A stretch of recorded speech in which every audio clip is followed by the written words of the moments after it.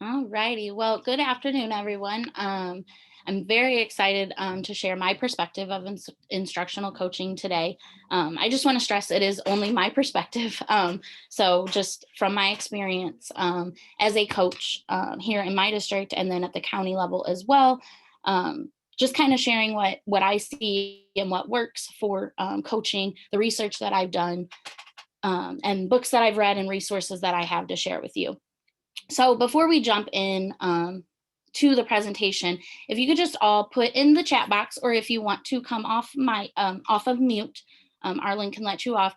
Give me one word to represent what you know, have heard, think, or feel about instructional coaching. So I know we have a lot of coaches on this call. So if you could encompass coaching in one word, and we've already got some coming through, just type that in the chat. Or if you, like I said, if you'd like to come off your mic, we can do that too. Trust, support, improvement, mentoring teachers, transformative, collaboration, growth, relationships, learning, support. So you can see all the words that are coming through the chat. Eye-opening is a good one for sure. Yes, Jamie, for sure. Eye-opening. So you, as everyone's putting those words in, you can kind of see some of the words that describe instructional coaching. All right, so the goals for our time together today, in this short hour, I will provide an overview of instructional coaching, again, from my perspective, provide the positives of instructional coaching on teachers and the school, share how my administrators support my role, share resources that I use in my coaching activities, and then answer any questions that you may have about instructional coaching or the job of an instructional coach. Again, just from my perspective only. All right, so the picture on the left is a young lady, had a phenomenal kindergarten teacher. Her name was Miss Johnson. I'll never forget sitting on her piano listening to Baby Beluga. I was a student that anytime there was a change in what we did in the day, I was a nervous wreck. So when the paramedics came, I was a nervous wreck. When the firefighters came for Fire Prevention Month, I was beside myself. I needed Miss Johnson. I needed to sit on her lap. I needed her to love me. It was then that this little girl decided she was going to be a teacher at 5. I would set up my stuffed animals. I would set up my cousins, my sisters, whoever would listen and be quiet, or somewhat quiet, because I had to discipline them often. That is what led me to be a teacher. I firmly believe education is something you are born into, not discrediting any teacher programs at all. However, I believe you're born to do this. It's not something we can train you. It has to be in your heart. It has to be in your soul. I tell people all the time, teaching and being in education, it's not my career, it's my passion, it's my life. Now fast forward to the a little bit scared looking young lady on the right. That is the ID picture that was taken my first year of instructional coaching. I was a 4th grade teacher for 8 years. And then the district approached me after I got my master's degree in curriculum and instruction and asked me to take the role of instructional coach. I remember being super nervous. I remember saying, how am I going to leave my kids? Just worried. Didn't know if that was the right step for me. I had these babies in my classroom. I always call them my babies or my kids in my classroom, and I didn't want to leave them. So I remember going into my principal, and she said, in your 7 years at the time, you've had an awesome impact on your students. You know, your students have showed growth on state testing. You know, you have great relationships with them. The, you know, parent relationships is good. Imagine that impact on every teacher in our building. So that was eye-opening. So if what I did in my classroom, I could take and share that with all the teachers in our building, and then they do that with their students, the impact would be so great.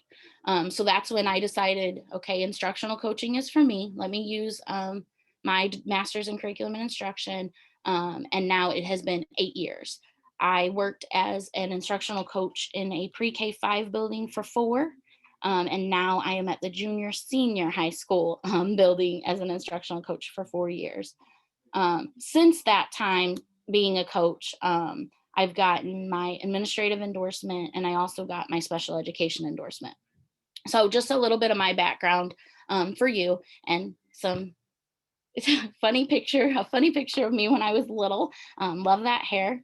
And then as the coach, when I took my step into this position, looking back, it was a good decision to make for me, working with the teachers, and I still get that contact with the students every day. All right, so the first poll question, I'm going to paste it into the chat box. I've gone ahead and done that already. I would like, if you click on the link, you will see the question. The question is, what position do you hold? I know we kind of did this at the beginning, but I just kind of want to see where we're at on the graph to show us what we have here with us. Or who we have here with us, not what, I'm sorry.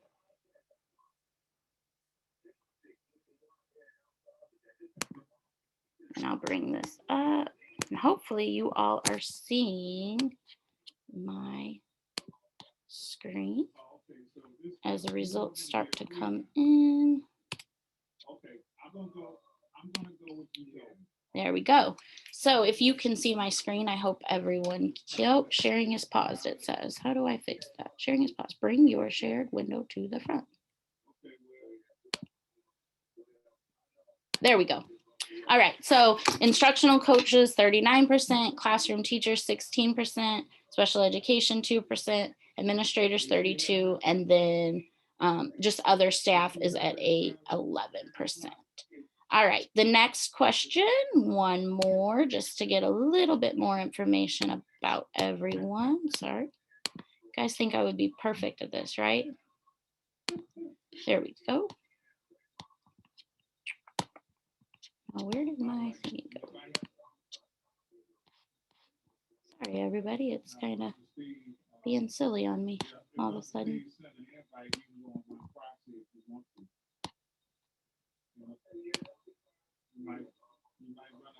All right.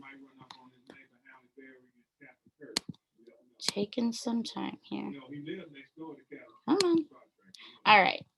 And then the second question is, how many years have you been in this position? Let me post that link for you. All right, there we go.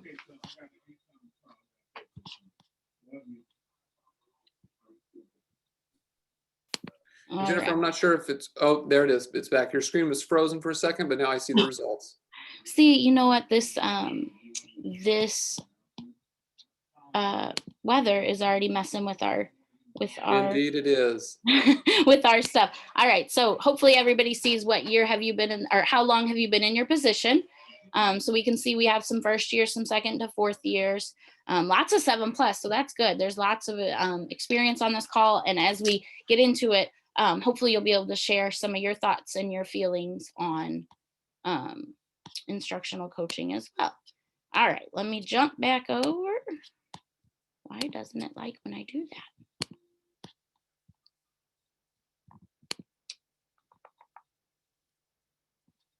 Seems to want to take it away when I click. There we go. All right. So now that we know each other a little bit better, instructional coaching 101. So these are the 8 different things that research says an instructional coach does. So those of you that are in instructional coaching, we know that our position encompasses, I don't know if all of you have in your oh, am I still frozen? Yeah, we're still seeing the poll results. There we go. Fix. No, I'm still there. Resume share. Click and resume share. Sharing is paused. Bring your shared window to the front. Nope, still there? Yep, still frozen. Okay, let me stop share and then maybe I'll just reshare. That might help.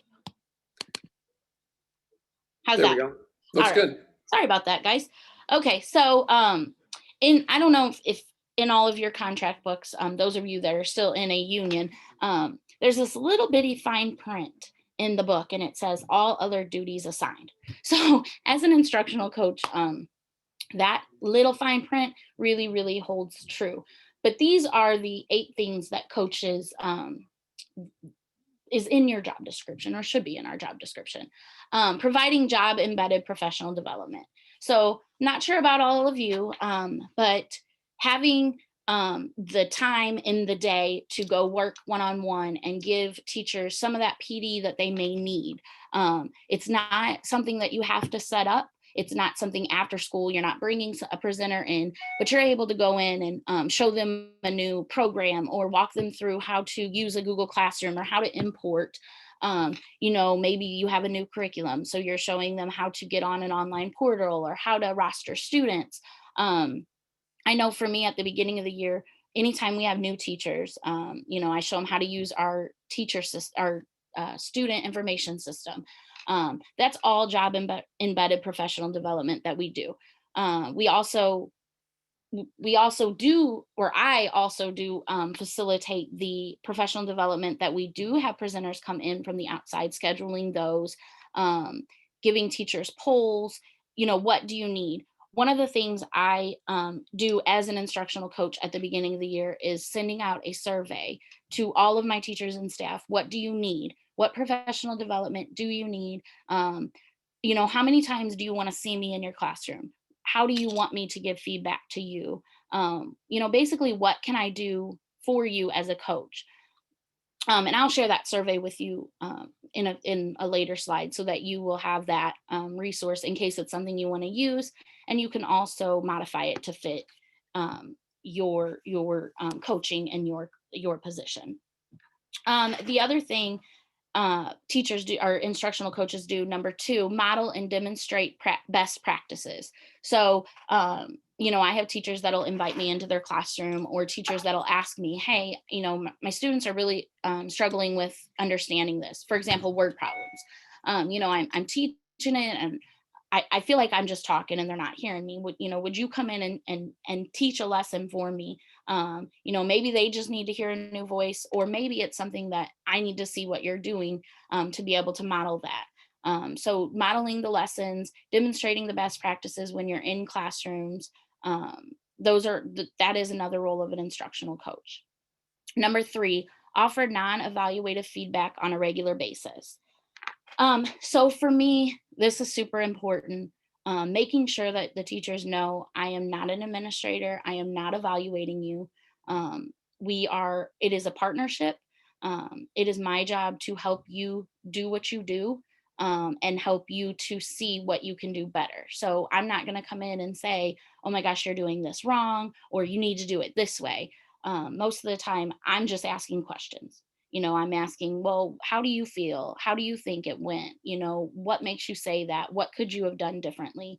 The other thing I do is I look at my teachers at the beginning of the year for their years of experience, and I put them into like a coaching level. So my new teachers, I'm in their classroom at least 3 times a week.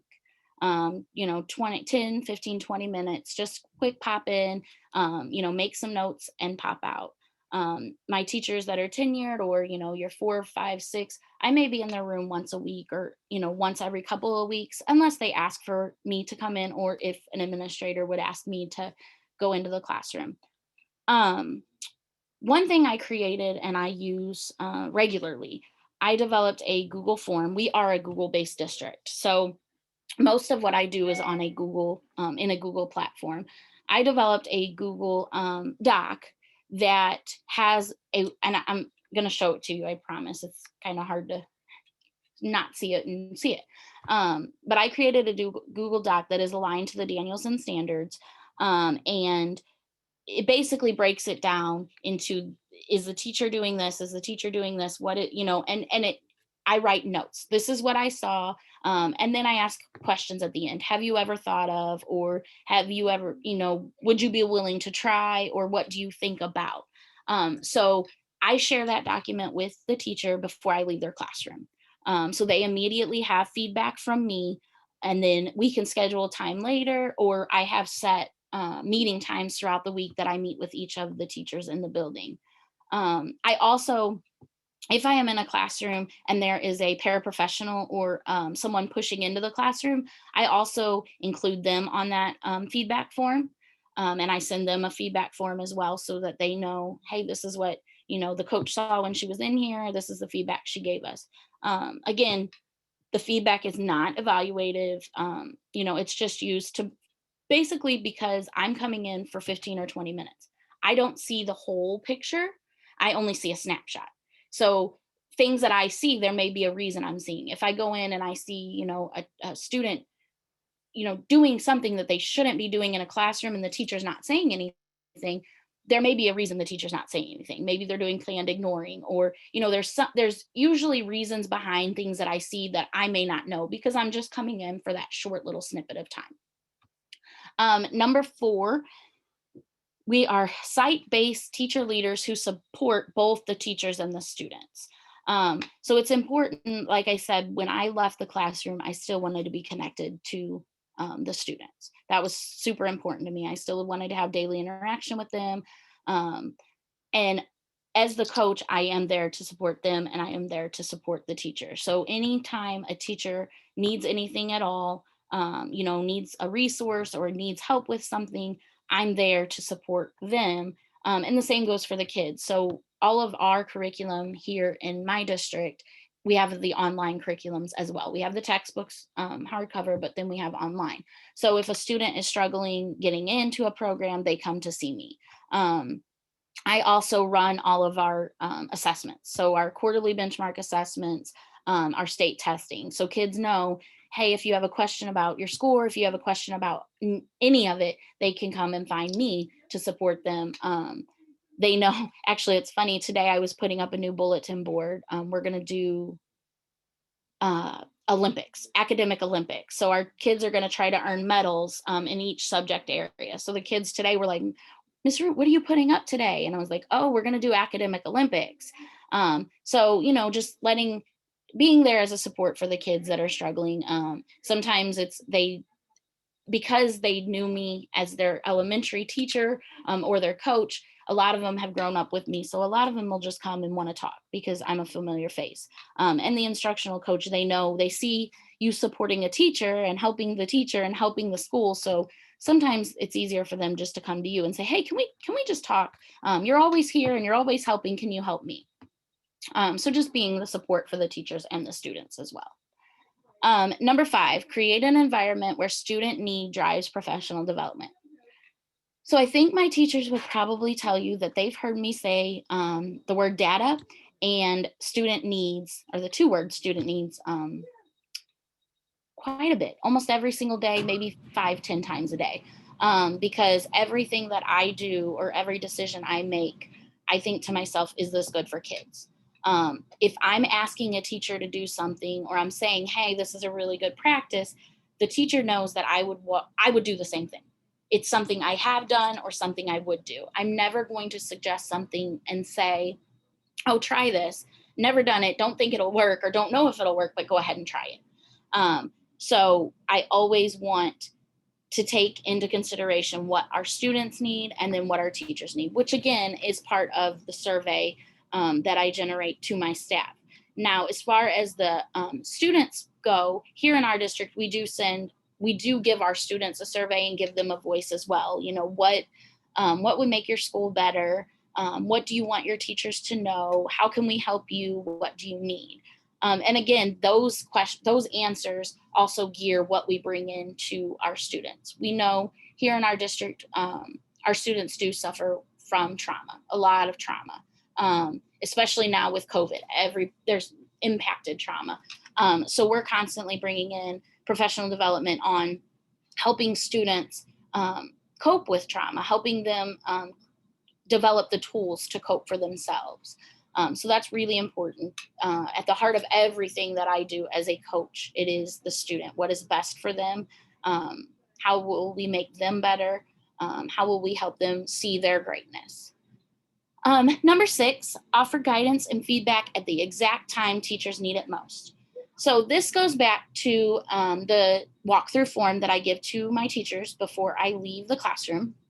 I remember being a teacher and going through the evaluation process prior to the new Danielson model, but going through the evaluation process and thinking, oh, I did a really good job on that lesson, I nailed it all apart, or being nervous thinking, oh my gosh, I don't know, I think I said something wrong, I think maybe I should have moved closer to that student, or maybe I should have moved away. And then you wait the 3 to 5 days or however long it is before you meet with your administrator. So it's important to me to give the feedback to the teachers immediately. Before I walk out of the room, I've hit the share button. They know things that I saw. I always start positives, great things that I saw in the classroom. And then I ask those questions, why did you choose to do this? What could we implement to solve this problem? Have you thought of trying? So I always try to offer that feedback, that guidance before I leave. And then, like I said, the ability to always chat. I have teachers that as soon as I send them the feedback form, by their next plan period, they're responding to my questions. So I've had to tell that teacher, you don't have to respond. It's not homework, but I appreciate it. And, it builds that stronger coaching relationship. I really, truly think that. Number 7, inspire teachers to try new learning strategies and/or tools. Okay, so this is a super important one. Don't know what it is about teachers. We like to do what we do, and it's very hard to change. It's very hard for some of us to try new things because we're afraid that it might go completely wrong. So even with this webinar for me today, I was like, ooh, I'm so nervous, but I'm talking about what I do, so I'll be okay. But it's very hard to try new strategies and to try new things. I think the culture of the school makes that a little bit easier. So my teachers I've worked with for years, so they know, you can try anything you want, a lesson in front of me, and if it completely flops, that's okay. And I think that's important for teachers to understand, because we want our students to go out on a limb. We want them to try new things. We have to let them see that it's okay to be wrong, that it's okay to try something and it not work out. I would rather a teacher spend, a class period trying something new and it just not work out than to not try something new and to just, continue to do the same thing over and over again. And not offer anything different, because kids need something different every now and again in their classroom. So I think, like I said, the relationship and the culture of the school, letting teachers know that it's okay to fail, it's okay as long as you pick up tomorrow and try something else. I used to always, as a teacher, purposefully sometimes I'd do a math problem on the board and I'd do it wrong, and I'd wait for my kids, no, you did that wrong, just so that they could see it's okay for things for you not to be perfect, and for you not to do everything right the first time. Take a risk, try something new. I celebrate you for taking the risk as opposed to not. I have some teachers I'm still working on. I want them to dive into flipped classroom a little bit more, and I'll continue to work on them. It's only been a few months, so eventually they're going to get tired of the coach suggesting that they try some flipped classroom models. So, but yeah, inspiring them to try new strategies. No harm in trying. And then number 8, facilitate the transition from teacher-centered learning to learner-driven learning. And I think the slide on the next page kind of shows that. So when I grew up, it was teacher front of the stage, teacher talks, students listen, students take notes. Very little student talking at all. So moving from everything being teacher to allowing students to do. And I think that's when I talk about flipped classroom, that's the scary part, because the kids have control. So, it takes a lot of work to set it up.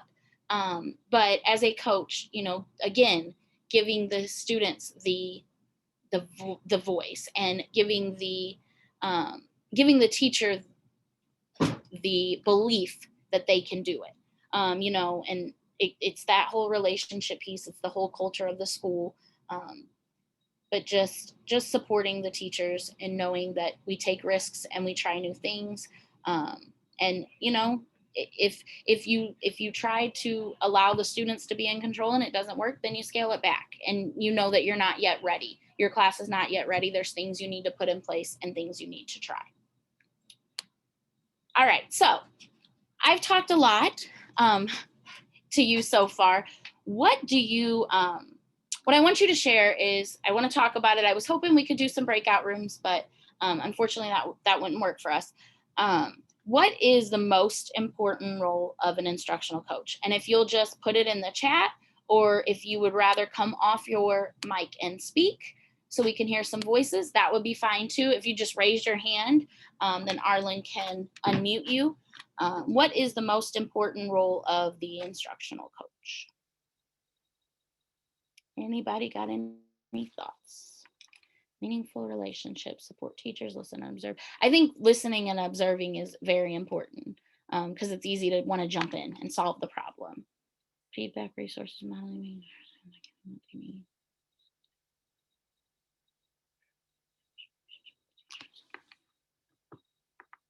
Support, especially right now. Yeah, for sure. My district has been, we went remote in 2020 in March. Last year we were out all of 3 weeks except 3 weeks, and then this year we've been out and back in. Share your own experiences and support. Yeah, I think that's important, is to be able to talk about, you know, what you did or what you've done, and then share that. Oh yeah, the non-tenured teachers and those first and second year teachers, oh my gosh, it's so important just to be there for them. I always say, like, just vent, just let me have it and it'll be okay, and we'll work through it. Yeah, for sure. Partnering with teachers. I think that's a very important word, Trisha, partnering. Like, it has to be a partnership. They have to know that you are equal to them. I often say, like, it's my job to, it's not my job to run to an administrator. It's my job. If you're not doing your job right, then I'm doing mine wrong. So let's work together to help you be even better at what you do. Team building, give teachers an opportunity to reflect. Yep, those are all super important rules. And it's crazy because it's so much that we do on a regular basis. All right, so let's move to the next. And you guys can keep putting stuff in the chat. I really appreciate it. I love to hear from everybody. So these are the non-negotiables for me. These are the most important things I see from my perspective, like I said, in my district. Number one most important thing to me is trust.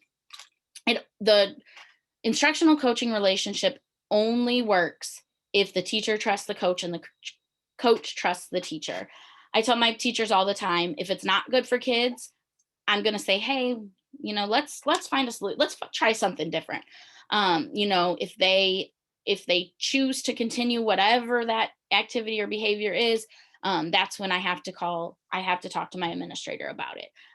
The teachers know I'm not running back and forth to my administrators. What I say to them or see in their classroom, what I put in the walkthrough form is between me and them. That's another thing. The walkthrough forms that I share, I have a Google folder for every single teacher, and all their forms go in there. They stay in there. I don't share them with anybody else. No one else sees them. So it's just important that the teachers know that you are their confidant. You are someone that they can come to, they can talk to. Whatever they share with you is with you. You're not going to run to the principal and say, oh, so-and-so said they had this going on and that's why they did this. And it doesn't work. I've seen other situations where that was occurring and there was no growth there. Very little growth, let me say. And it was just a toxic environment, because coaching only works if we trust each other. The second one that some people shared in the chat was genuinely listen and seek to understand. So it's very easy when you have conversations, like sometimes with my husband, we'll be talking and I'm hearing him, but I'm not really listening to understand what he's saying. I'm really not listening to, if you ask me questions about what he said later, I probably wouldn't know. So when you talk to someone, listen to what they have to say and then ask them questions to try to understand where they're coming from. Like I said a few minutes ago, it's really easy as an instructional coach to be like, oh, I know what your problem is. Let me fix it. Oh, I know how to find that. Let me get it. But actually listening to what the person says, because sometimes all teachers need is someone to listen to them talk it out. So they just need to kind of express what's going on. And by the end of the conversation, the teachers already solved the problem for themselves. They just needed someone to listen to them. So listening and then asking those clarifying questions to try to really gain an understanding of what is going on. The other one is having a partnership. So although as an instructional coach, we have some level of expertise.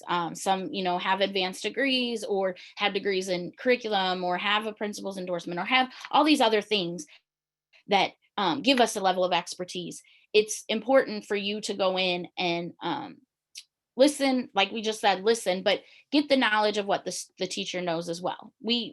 As a coach, I don't know everything. And I'm learning every single day. There, things that the teachers do that I'm like, oh my gosh, that's really, really cool. And just knowing that we're equals, we're on the same playing field. I'm not above you, you're not above me. We are together. We are a team. We are working through this together. Making sure that, you are that partnership, so you're respectful of their time. If they need something, you're able to support and able to get them what they need, because you are together in that relationship, that group.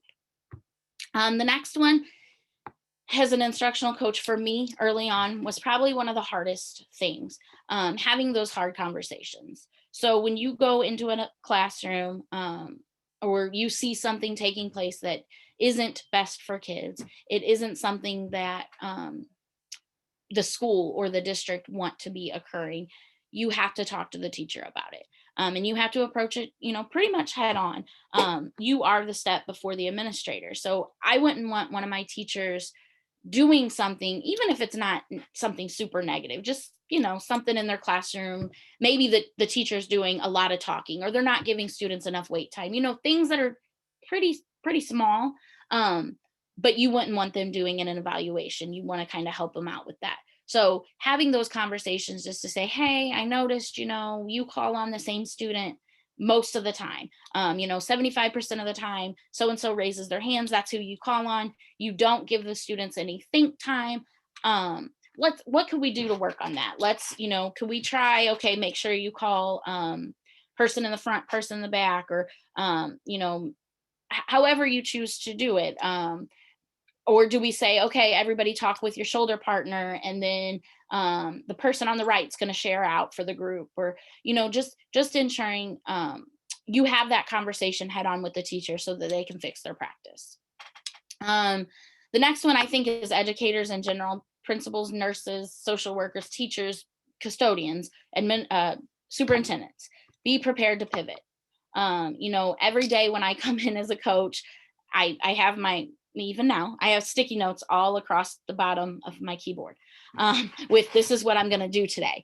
And then something happens through the middle of the day, something my principal may need, or, cover a class for a time period, or, a student may come in and have an issue with a computer, or anything that could go change the trajectory of my day may occur. So just being prepared that this Post-it note of the things I need to get done may not get done in the order.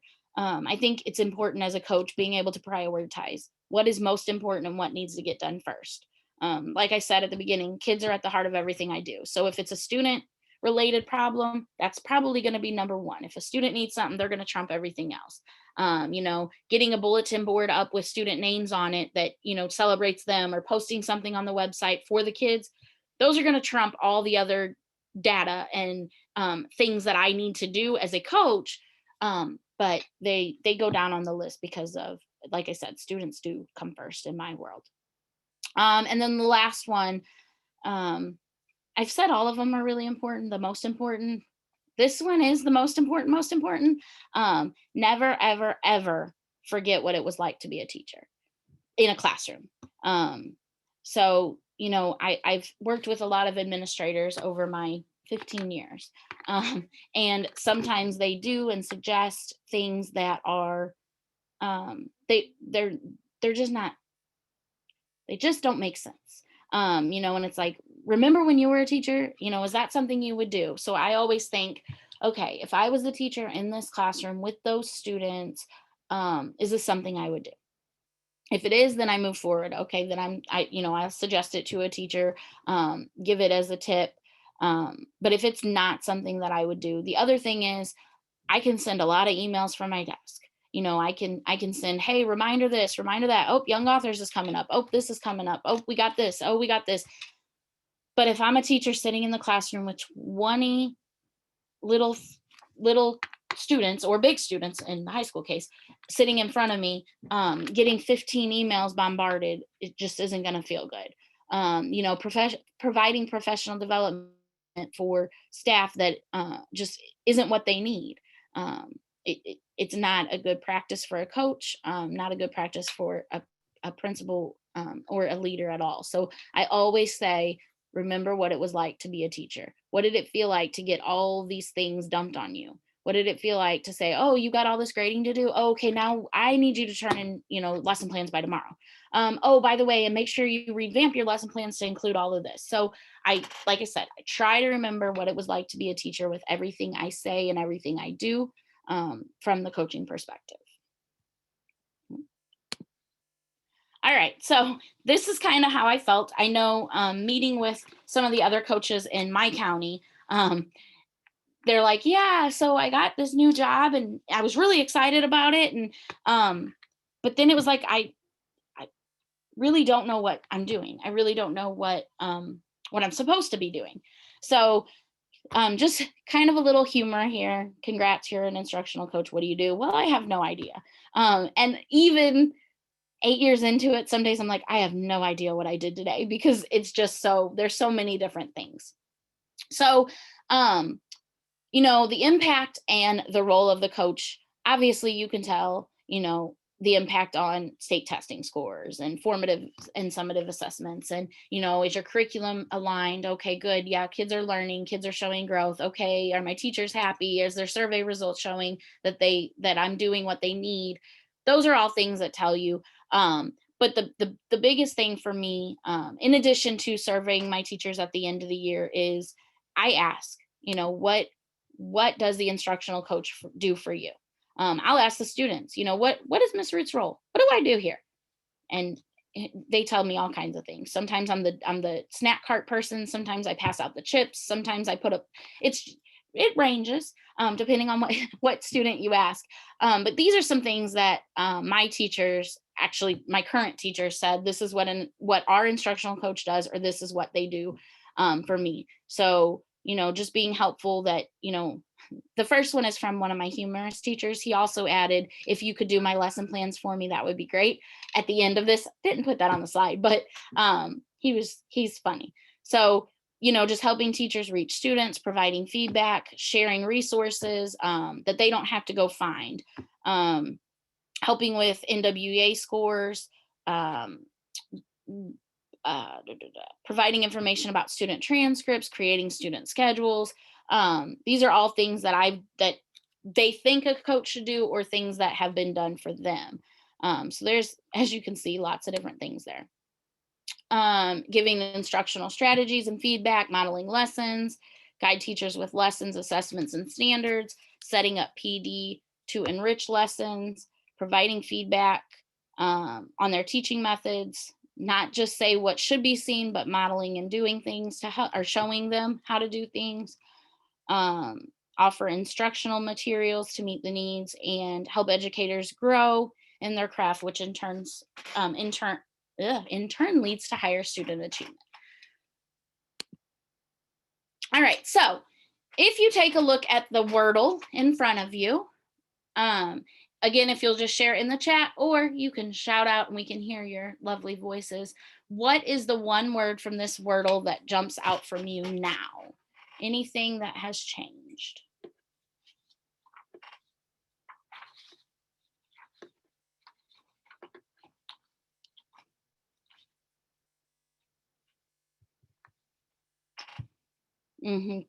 Yeah, positive seems like it should be bigger than it was. There's a lot of them that are really, really little. So if you have a magnifying glass, you can see all of the really good ones. Culturally responsive connections, observations, empower. Yeah, relationships is the one that jumps out all the time. It's so important.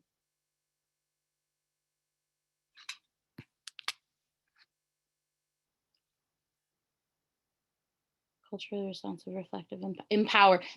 Empower is a really good one, because I think that's what a good coach does, is empower their teachers to take the risks and to be open and be the one who pivots. Amen. If you are not modeling, you are not coaching. Well, I think it goes back to sports too. I mean, oftentimes your coach is going to show you how they want the play run, or show you how to shoot, or so even as an athletic coach, you're going to model and show the players in that scenario how to do whatever it is you're asking them to do. Mentor is a good one for sure.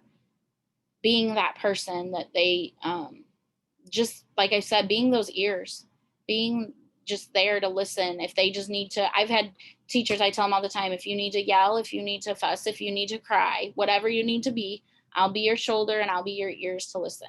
And then we'll work together to find a solution and come back tomorrow ready to rock and roll again. Yeah, those are all great answers. And I love the Wordle that shows, what a coach is through all these words. All right, so Superman or Superwoman? I think so. I like those titles. I mean, everything that we've talked about a coach does, you are pretty much a Superman or a Superwoman coming in with your cape. All right, so when I was thinking of this webinar and actually talking to my principal and myself, we were kind of like, there's not a lot of coaches. There's not a lot of coaching in the area, and the coaches that are here, from the ones that I've seen, they're like, what do we do? How do we do this? So I met with her and I was like, what do you think?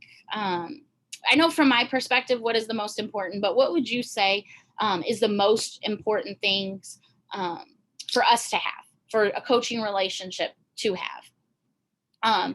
And one of the very first things that we actually both said was understanding. So as a principal or administrator, they have to understand that instructional coaching is based on trust. So your administrator has to be open and okay to knowing that you're not going to tell them everything, knowing that teachers may share with you, and that's not something you're going to run back and tell them. Teachers may, like I said, they may share things with you. They may be more open to you because you are their peer. You are not their evaluator, not their administrator. So, but the principal has to know that. The principal has to understand that the role of an instructional coach is ever encompassing. They may come, your principal, your administrator may say, hey, I need you to work on this, or hey, I need this data, or hey, I need this, or hey, can you go work with this teacher, or can you do this? And you've got all these other things that you have to do. And the principal has to understand, hey, they're juggling a lot of stuff. They may not be able to be present at a meeting on this date at this time. So let me ask the coach, hey, what times do you have available that we can meet with our staff? Just understanding that the coaching job is encompassing, that we have a lot of things that we do, and then knowing that you may not be at their beck and call. There's been points or times when I've been treated more as like an assistant principal, and that's not my role. So, just knowing that you have defined duties and you have things that you have to do, and the principal, for the most part, just understanding that I'm sure there's things that they will need of you that, are pressing, but just having that understanding relationship. The second one is knowledge. So both the administrator and instructional coach come with a different set of knowledge. They may be, they are trained as an administrator. So they have that background. You may come with your teaching degree and your endorsements and all of those things. So you have your background. Taking those two things or all of those things and meshing them, working together. Having the principal use your knowledge as a coach and you use their knowledge as an administrator to, make change in the school. That's the ultimate goal. How do we have student growth? How do we work together to help the teachers and to help our students grow? The third one is the trusting relationship. Just as the teachers must trust the instructional coach, the instructional coach must trust the principal and vice versa. So I've been in situations where I've had amazing administrators, amazing, over the top, very supportive, understanding, come with a lot of knowledge, but also respect the fact that I have some knowledge to bring. And I've been in some where it wasn't as good. You know, having that trusting relationship, knowing that I have my principal's back and the principal has my back. You know, recognizing me as an important member of the team. You know, respecting the knowledge that I have, supporting me when it comes to teachers. You know, if a teacher's having an issue or a problem with something that they share with the administrator will in turn say, hey, well, have you talked to, you know, Miss Root? Have you guys brainstormed? Have you tried to solve the problem? Just having that relationship where we support each other, which is going into my next point, supporting each other, and then knowing that I'm not a spy for the principal's not a spy for me. We're all working together for the greater good. The next one is value. So for the principal, for the coach to have an impact on the school, we talk about modeling. Well, the principal is the ultimate model. So if the principal respects your position, values your position, and values what you do in their school, they display that in professional development. They display that with kids. They display that in meetings. Again, you know, suggesting to teachers that they seek out your help. You know, anytime there's an issue or teachers have any kind of problem, just saying, you know, for the principal to say, hey, have you talked to Miss Root? You know, as our instructional coach, she's here to support us. And then the last one is support. Again, sometimes there's all the time we have a lot going on and a lot that we do, and just having each other's back. I know, you know, my principal may be having a bad day. Maybe there's, you know, teacher issues, student issues, parent issues, everything going on. And just being there to be like, hey, you know, I got you. Can I help you with anything? Is there anything, you know, you need? You know, just having each other as yin and yang, or, you know, peanut butter and jelly, going side by side and working for the greater good of the school. So I have a video that I'd like to show, if it's going to show and it's going to act right for me. This is, hopefully it's going to show and the volume will be good. This is Jim Knight. For those of you who don't know, he is like a pioneer in instructional coaching. So hopefully the sound will work, everything will work, and we will be able to see this video. Is everyone seeing the correct screen right now? Yeah, it looks good. Jennifer, when you shared your screen, did you click share sound? I don't know if I did or not. I would, stop sharing for a moment. And when you reshare, in the lower left or right-hand corner will be share sound. Okay, so when I click on share, it says who can share. No, that's not it. Let's click on something different. Share. Okay, share sound. Got it. Thank you. You're welcome. All right. Oh, to share your computer audio. Ooh, I got to install something. I bet you it's not going to work.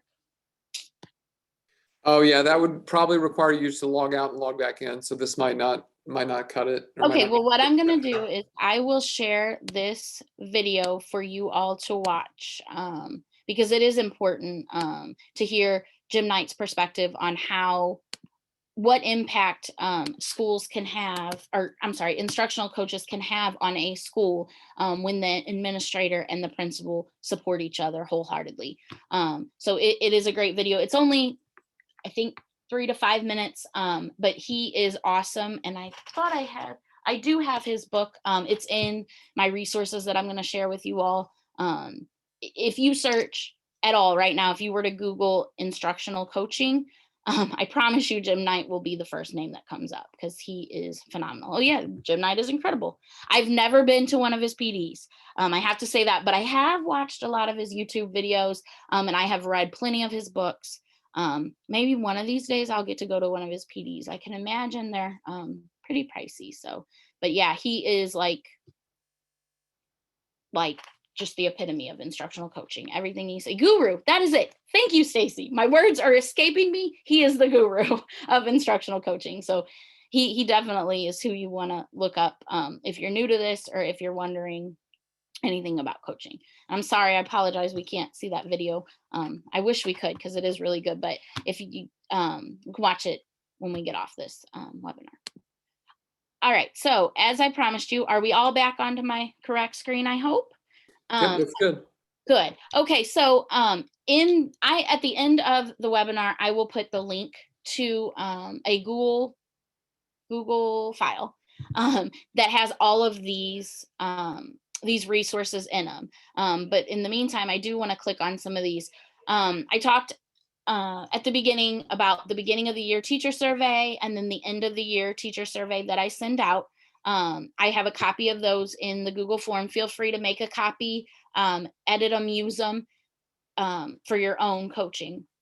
The one thing I did want to show you, I have 2 walkthrough forms. I noticed when I was doing coaching, when we were remote, the first, my normal regular use walkthrough form was a little bit, it wasn't useful when we were doing remote. So I've kind of changed that, but I did want to show you the form and hopefully again, it's going to share for us. So this is a copy. Like I said, you will have this in the resources. I basically just broke down the Danielson evaluation tool. And what I look for is these things. So I answer, are the learning targets posted and clearly visible? Something that, teachers are expected to have posted. The Danielson evaluation is going to look for these things. As you can see, it is aligned to domain 2, domain 3. So everything in learning environment, they're aligned. On the right-hand side, I can type notes. Thank you. I can type notes on the right-hand side of, hey, the learning targets were there, but they weren't in student-friendly language. A lot of times when I go into a classroom, I'm only there in the middle. So I have did they go over the learning targets at the start, during, and then at the end? I may not see that. And I don't ever want a teacher to say or think I'm saying, oh, you're doing something wrong. That's not the case. You'll see on this form, I have the document also aligned to our school improvement plan, adult practice measures, just something I did to further support the teacher. And when we in turn provide our data for our school improvement plan, it is aligned here as well. So the next one, student engagement involvement, again, aligned to the Danielson domains, areas where I can type, I quickly just answer the questions, and then over on the right-hand side, I can type in any notes I had. Instructional practices and questioning, that's an important one. A lot of my teachers want me to focus on their questioning and their levels. So I made sure to include that. Looking at the DOK levels of their questions, are they straightforward? Like the answer's right there, the kid knows it. So that is the third component. And then not the last one, I'm sorry. The next one would be student teacher interaction. So is the teacher doing all the talking? Are the students doing all the talking? Is it an equal back and forth conversation? Or are the kids leading the conversation? Are they leading the classroom? And then the last one is just looking at classroom management. Were there any incidents or any issues? Did the teacher address them? Did they need to be addressed? And then on the bottom, I leave plenty of room to provide my feedback. I usually on the bottom, first thing I say, thank you for having me in your classroom today. And then I go into the questioning. I see a question in the chat. I just want to address it real fast. Have you had any teachers perceive this as a type of evaluation? No. Because before I do anything at the beginning of the year, I send out an email to all of my teachers. Hey, we've met. You may never had an instructional coach before. This is my role. This is what I do. Here's the walkthrough form that I will be using. This is shared with you and I only. No one else will see this. And I kind of go over that with them. So when I talk with the teachers as well, the reason I tie it to Danielson is to help them work on what they need for their evaluation. So if there's questions around classroom management, then that's the area that they can focus on, and they know that that will be affecting their domain too. I think when I first started doing this, way in 8 years ago, I had teachers that were like, "Ooh, wait a minute, this I don't know, it's documented." But it goes back to that building relationships piece. Once they know, you're on their team, and you build that relationship of, hey, this is a situation of trust. I don't have those problems anymore. My teachers do not sign up for observations. In our district, it is basically for walkthroughs. I call them walkthroughs. In our district, it's everyone is involved in a walkthrough. Like I said, I do my coaching levels, and I can show you that form real fast. I do my coaching levels tiered. So if you're a brand new teacher, I am in your classroom at least 2 to 3 times. 2-year teacher, at least 2, 3 to 4, 1 to 2, and then 5+, I may be in your room once a week. Everyone is well, I won't say they're participating. Now, I do have teachers who are in more of a coaching cycle. So I'm in their classroom, and we're working on one particular thing, but my observation, my walkthroughs, and I always interchange those words, and I try to be really careful about that. My walkthroughs are done. I try weekly. I try at least, like I said, my new teachers 2 to 3, and then boils down to 1. Yes, I am in classrooms. I may not see now my new teachers. I'm seeing every week at least twice. My teachers this year in my building, I have a lot of veterans, so I'm not seeing them as much. The weekly coaching meetings, I meet with new teachers every single week. I meet with the veterans as needed. So I'm in a smaller school. I am the coach for junior, senior high, and we are on top of each other. So I have about 40 teachers. So it's not too terrible for me to get in and out of classrooms, and I could go in 5-10 minutes. So it's not too much time consumed. When we're doing testing and when I'm doing data data analysis and things like that, I may not be in as often, but those new teachers I'm checking on nonstop. Groups of students, I do not meet with them regularly. They literally find me and come and see me nonstop. So sometimes I have to say, oh, today I told them that I was going to change my name and I was going to wear a mask so that they didn't know who I was. So that's just something I do because I wanted that connection with kiddos. Okay, so the last few things on this slide, the definitive guide to instructional coaching, this is a link to the book, so you can see exactly what it looks like. The last 3 links that I have on here are 3, I'm not being paid by them. They don't endorse me. I don't anything about that. They are wonderful, just women. They have tons of resources. These are their websites where they put all this information out for other coaches to use, to borrow, to steal. And they are great. So if you're looking for resources, they are awesome. 40 teachers per coach, is that a good ratio? Ooh, I don't know. In my district, we have an elementary coach and a junior senior high coach. At one time, we had a coach in every building. Then for a while, it was just me.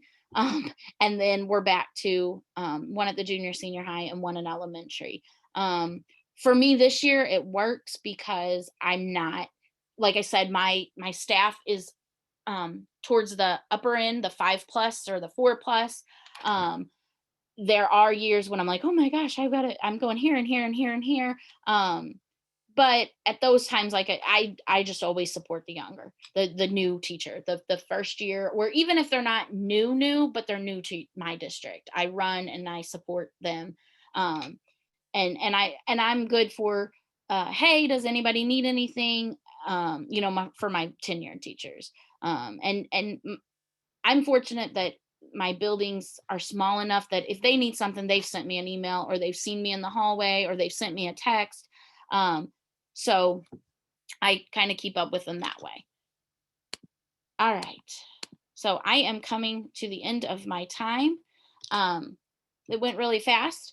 If you have any questions at all, feel free to type them in the chat. I am leaving you with my contact information, my name and my email, and then let me go ahead and I am going to give you guys I want to put the link in the chat for all of the resources that I'm going to share with you all. If I can get it, there it is, get the link. All right, so all of these resources are here. And I will also, yes, I will put my my contact information in. If at any time you have any questions at all, feel free to email me. I love this part, like helping other coaches and helping other people. I have other resources that I haven't shared. There was something someone asked. Oh, let me see. There was something someone asked up above, and I wanted to answer it. Oh, the Danielson. If you are still on, I have some really, really, really good Danielson documents that simplify it and make it super, super easy. So if you're still on, email me and I will get those to you. I kind of went through each domain, broke it down, and made it. How do you get a 4 or an excellent? How do you get a 3? So if you are still on, I'm not sure who that was, but if you are still on and you Stacy, if you are still on, Stacy, email me and I will send you what I have on the Danielson model. There's a bunch of stuff. Yeah, I'm sorry, let me share my email again. There you go. But yeah, anything you need, email me. I am more than willing to help. Like I said, I don't claim to be an expert, but I've been doing it a long time, and people say I just don't sleep at night because I'm always working and researching, but I want to do what I do and do it better. So I appreciate all of you. Thank you so very much. Again, email me with anything, and I will help you with whatever I've got. So thank you. Have a great evening. Stay safe. I hope if you like snow, then you're going to be happy. And for those of you who don't like snow, I'm sorry, because I'm hoping for some snow. Take care, everybody. All right, Jennifer, thank you so much for sharing this important information and all these resources with us. The session has been recorded. I will be stopping the recording now.